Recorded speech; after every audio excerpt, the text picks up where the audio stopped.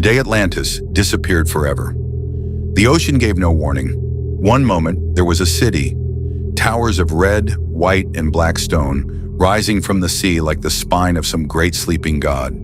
Harbors full of ships, temples glittering with gold and silver, and the rare, almost impossible metal the ancients called orichalcum, a substance so valuable, so luminous, that it caught fire in the sunlight and burned like a second sun on the horizon. Markets alive with the sound of 10,000 voices. Children running through streets carved with a precision that would have made the gods themselves pause. And then, nothing. The sea swallowed it whole, and the world forgot. Almost. Stay with us, because what you are about to hear is not simply a myth. It is a warning that has echoed across 24 centuries, and nobody has yet fully understood what it means.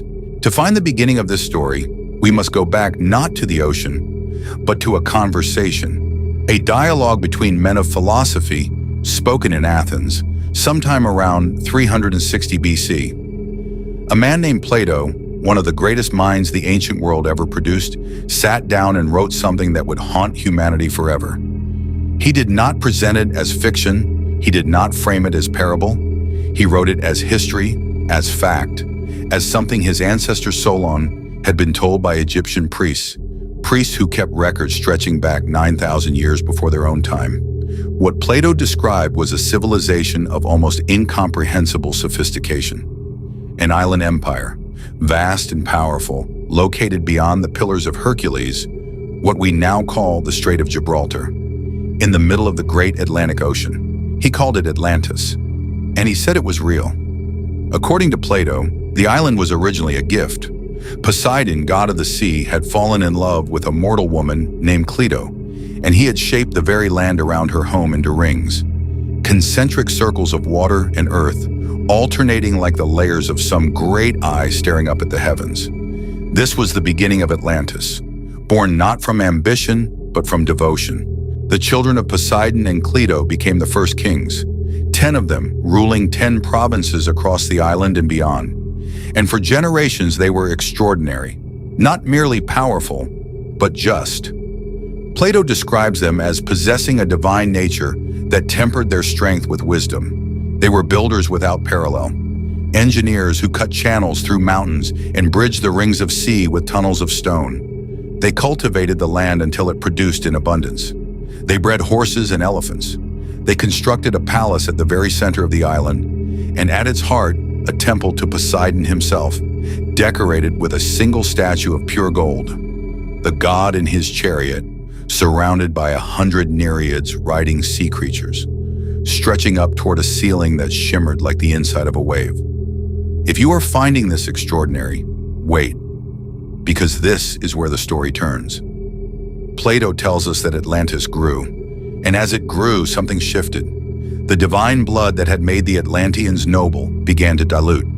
Over generations, the human element overtook the divine, and with that came something old and familiar: ambition without restraint, greed, pride. The Atlanteans began to look outward.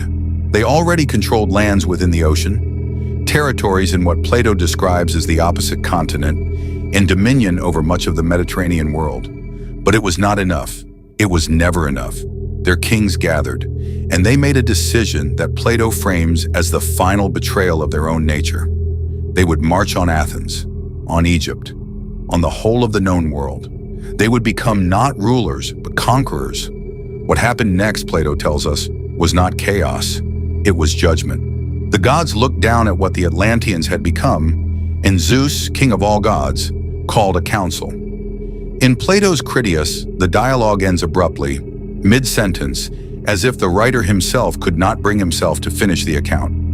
But the conclusion is written in the Timaeus, its companion text, in a single devastating passage. There were earthquakes, there were floods, and in a single day and night of misfortune, Atlantis sank beneath the waves. One day, one night, 9,000 years of civilization. The harbors, the temples, the orichalcum towers, the golden statue of a god who had once loved a mortal woman enough to reshape the earth for her, all of it gone. The sea closed over the island like a wound healing over a scar, leaving nothing but mud and silence and a stretch of ocean that sailors could no longer cross. Scholars have searched for Atlantis for centuries. In the Mediterranean, in the Atlantic, beneath the ice of Antarctica, in the ruins of Minoan Crete. Some believe it was a memory of the Thera eruption, a volcanic catastrophe so violent it reshaped the ancient Mediterranean world. Others believe Plato constructed it as a philosophical allegory, a perfect civilization designed to illustrate the cost of moral corruption. And others, a quieter group perhaps, believe he was simply telling the truth. We may never know, and perhaps that is exactly the point. Because the story of Atlantis is not really about an island. It is about what happens when greatness forgets what made it great, when power loses its conscience, when a civilization, gifted beyond measure, chooses empire over virtue. The sea remembers, even if we do not.